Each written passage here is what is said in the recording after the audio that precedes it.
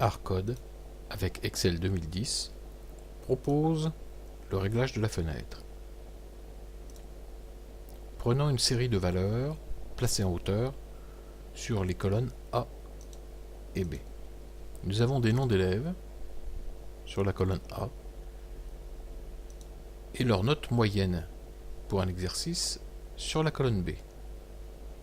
Si nous voulons ajouter un nom, nous sommes obligés de faire rouler la feuille de manière à atteindre la dernière ligne pour ajouter le nom de l'élève Gérard avec une moyenne de 13.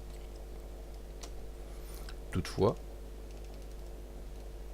si plusieurs colonnes avec plusieurs mentions apparaissent, la difficulté va être de se souvenir de la mention ou de l'intitulé de la colonne lorsque l'on est en bas, puisqu'en faisant glisser la feuille, l'intitulé disparaît.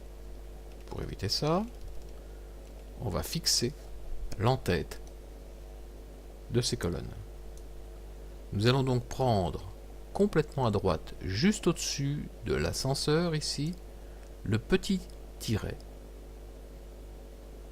En se plaçant dessus, la souris change de forme et apparaît comme une double flèche. On clique et on appuie avec le bouton gauche de la souris et on descend un séparateur jusqu'au-dessous de l'intitulé des lignes. Ainsi, en faisant rouler dans la partie basse la feuille, l'intitulé reste toujours présent. Pour éviter les erreurs de manipulation, en cliquant par exemple en haut, on va figer cette ligne de séparation en allant sur l'onglet Affichage, puis Figer les volets, et dans Figer les volets, on confirme Figer les volets ici. Ainsi, en cliquant sur la zone du haut, elle reste fixe. En cliquant sur la zone du bas, elle peut être mobile. En revanche, pour chaque colonne dans laquelle on va inscrire une valeur, l'intitulé sera toujours présent sous nos yeux.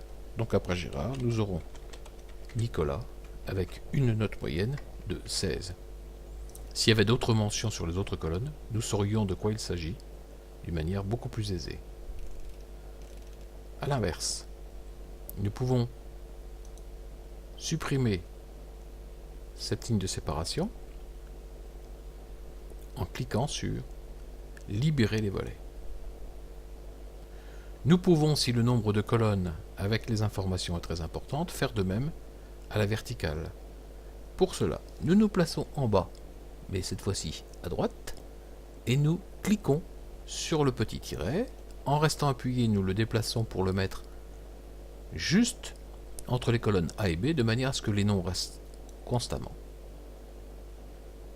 À partir de là, nous avons un en-tête de ligne et un en-tête de colonne que nous pouvons fixer. Nous retournons à figer les volets, nous confirmons figer. Les traits épais deviennent des traits fins et nous pouvons nous déplacer de haut en bas comme de gauche à droite. Les noms restent en permanence présents sous les yeux. Nous pouvons supprimer ces volets en les libérant à nouveau. Nous pouvons remettre à zéro